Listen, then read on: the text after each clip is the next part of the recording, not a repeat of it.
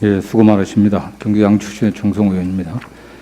예, 장관님 그 재정 운영함에 있어서 뭐 수익과 지출이 균형을 이룬 재정 건전성이 잘 유지되면 좋겠죠.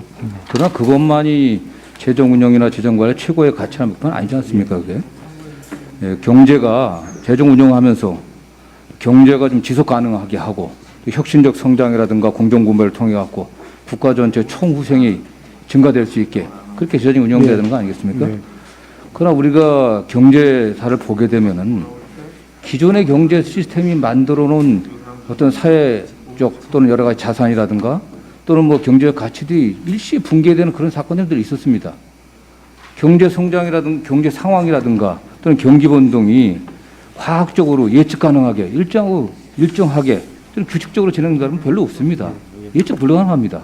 경제학이 과학이냐? 다 그게 동의하지 않습니다.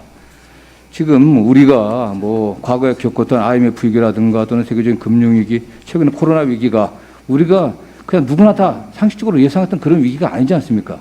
이게 전대미문의 위기라고 얘기를 합니다.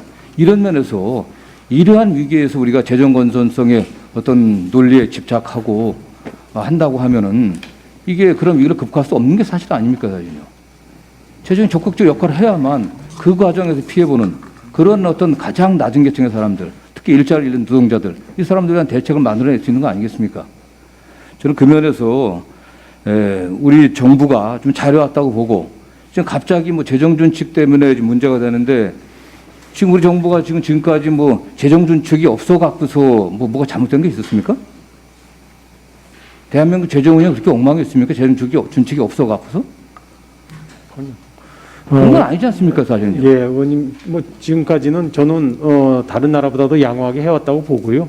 뭐 앞으로도 그렇게 재정 여력을 좀 축적해 가면서 역할을 하자는 의미에서 제가 그런 문제 제기를 했다. 그런 의미에서보다 지금 그 이전과는 다른 새로운 위기에 대응해서 재정 역할이 더 커졌으니까 그 과정에서 국가 재물을 좀 적정하게 관리하자고 하는 그런 선의에서 지금 어쨌든 재정 준칙 문제를 좀 제기했던 거고. 또 앞으로도 그런 기준 유지해 갈 거 아니겠습니까?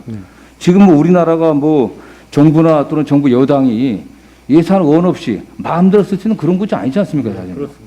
이게 정부가 예산 편성해 갖고 국회에서 여야가 합의해 갖고 타협해 갖고 그렇게 의결해 갖고 또 정부가 다시 집행하는 거 아니겠습니까?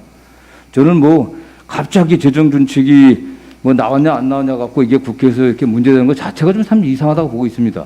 지금 같은 그런 기조를 잘 유지하면서 어쨌든 우리 사회가 저출산 고령화 때문에 앞으로 많은 재정 부담들이 요구될 것이고 그 과정에서 필연적으로 또 증세도 저희가 검토해봐야 될 것이고 그렇기 때문에 재정들을 보다 건실하게 관리하기 위해서 재정 준칙 문제는 당연히 좀 논의된다고 보고 있고요. 다만 이게 지금 그렇게 중대한 문제는 아니라고 보고 있습니다.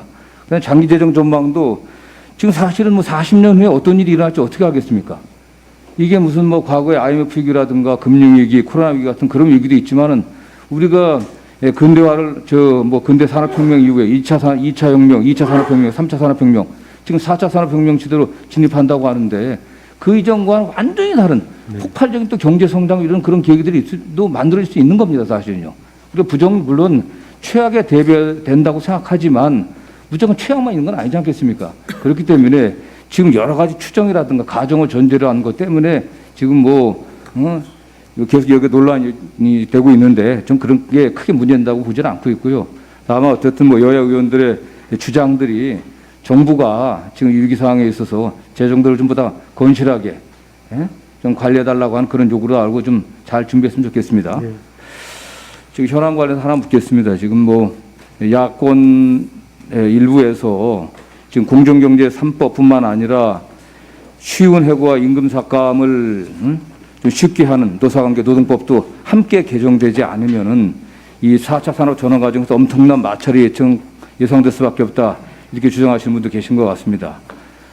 지금 우리 한국판 뉴딜이 이게 뭐 디지털 뉴딜, 그린 뉴딜 여기에다가 사회안전망의 강화가 있지 않습니까? 네. 이거는 단지 코로나19에 대응한 위기뿐만 아니라 이 위기를 극복하기 위한 대책일 뿐만 아니라 또 4차 산업혁명에 대응한 또 선제적 대응의 그런 의미도 있는 거 아니겠습니까, 사실은? 여기서 우리가 사회안전망이 완전히 확충되거나 또는 정비되지 않은 상황에서 이러한 그 쉬운 해고를 얘기하는 그 노동의 유연성 강화, 그 다음에 임금 삭감, 이러한 것들을 지금 우리가 꼭 해결하지 않으면 4차 산업혁명으로 전환할 수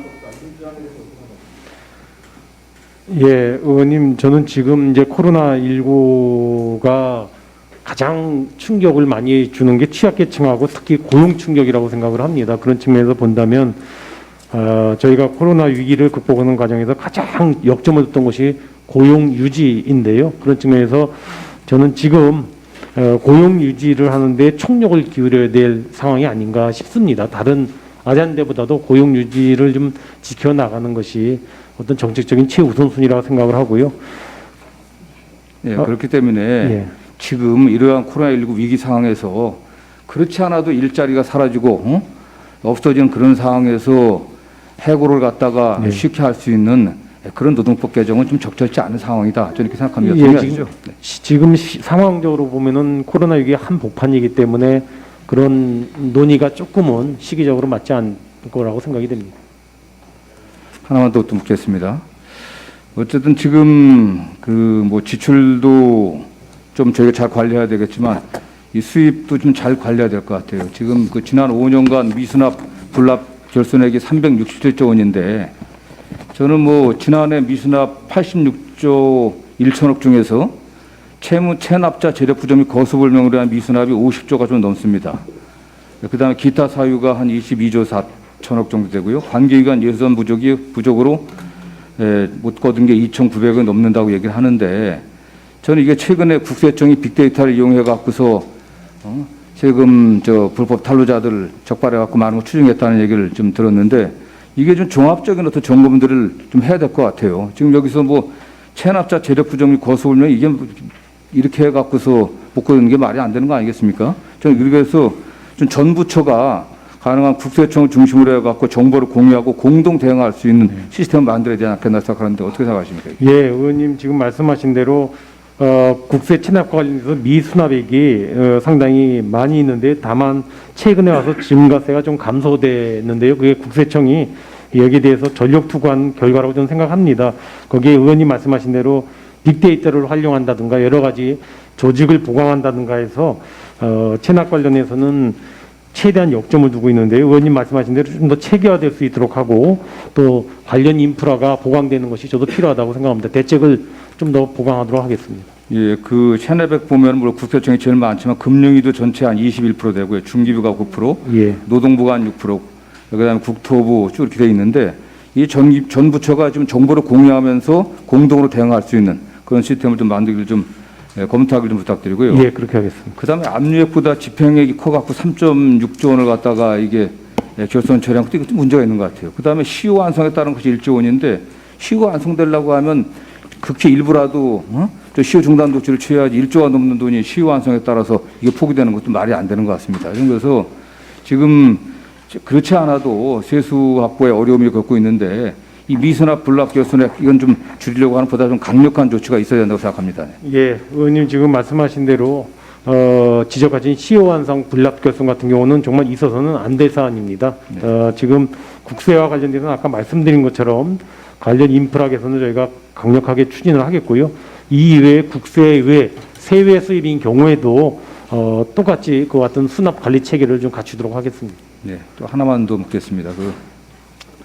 2000년대 중반에 그 4대 재정계획 단행하면서 중기재정계획 짜고 총액 배분 자율 편성, 디지털 예산 회계 시스템 구축, 재정사업 사업 검증을 위한 성과주의 예산제도가 도입됐지 않습니까? 네. 이 성과주의 예산제도에서 재정 성과목표 관리제, 재정사업 자율평가제도, 핵심사업평가제도, 재정사업 심층평가제도가 있는데 이게 좀 제대로 운영되고 있다고 판단하고 계십니까 이게?